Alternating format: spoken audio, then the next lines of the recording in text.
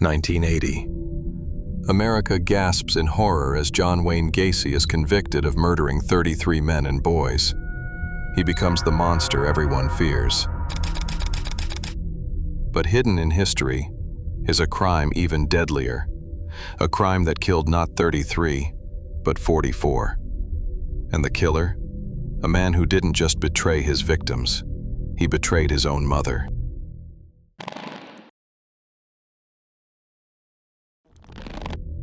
John Gilbert, Jack Graham, was born in Denver in 1932. His father died when he was 5, leaving Daisy, his mother, with nothing but grief and bills.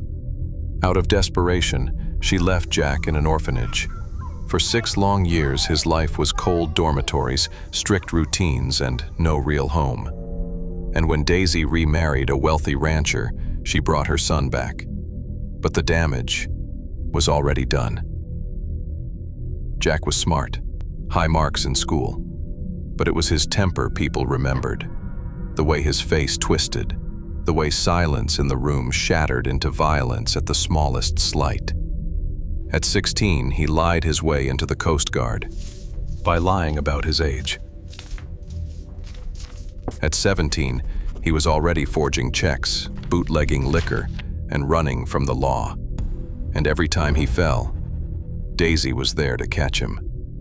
But rescuing a son with fire in his heart can only end one way: in ashes. When Daisy's second husband died, she inherited a fortune. For her, this was a chance to save her son once and for all. She bought him a house. She bought him a drive-in restaurant, his very own business, a fresh start. But at the end of every night, the numbers never added up. Jack always seemed short of cash, his books a mess. Tension grew. The restaurant became a battlefield of accusations, Daisy demanding answers, Jack offering excuses. By 1955, the arguments were constant. To escape the conflict, Daisy planned a trip to Alaska, to see her daughter, to clear her mind.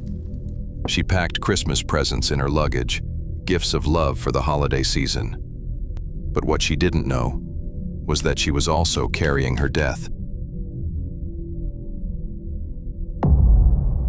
November 1st, 1955.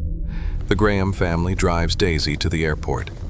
At the counter, a clerk weighs her bags, too heavy by 37 pounds. He suggests mailing the Christmas gifts. But Jack, smiling, insistent, convinces her to just pay the $27 fee. Then, Jack strolls to the insurance machine. In the 1950s, it was common. A few coins, and you could buy thousands of dollars of flight insurance. He buys policy after policy, stacking them up until they total nearly $90,000, all in his mother's name. Daisy chuckles as she signs them, teasing her son about the odd ritual. Minutes later, Flight 629 disappears into the clouds. Families wave goodbye from the terminal windows. Less than an hour later, a fireball splits the Colorado sky. The plane disintegrates mid-air. 44 souls, gone, including Daisy King. The FBI combs through twisted steel. What do you think this is? Not sure, but be careful with those wires. They find traces of dynamite. A blast had torn the baggage compartment open. Daisy's luggage? Never found. But her purse, tossed into the wreckage, revealed clippings about Jack's past crimes: forgery, fraud, arrests. Investigators took notice. When they searched his home, they found a spool of bomb wire, and the Christmas gifts still wrapped, waiting under his tree. But what was inside them? Dynamite.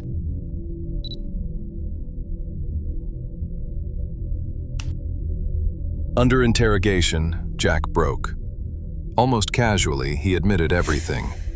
He'd worked briefly as an electrician, just long enough to learn how to wire a bomb without killing himself. He bought 25 sticks of dynamite and built the device with his own hands. Then he placed it in his mother's suitcase and smiled as he sent her to her death. He stood trial for only one murder, Daisy's. But the jury needed just 90 minutes to seal his fate. Guilty, first-degree murder.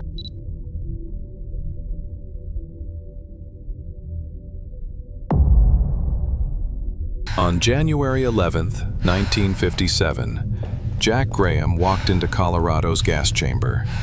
Guards said he was calm, almost amused. His final words, "If any mail comes for me after next month, you can readdress it to hell." He inhaled deeply, exhaled once, and within 12 minutes, he was gone.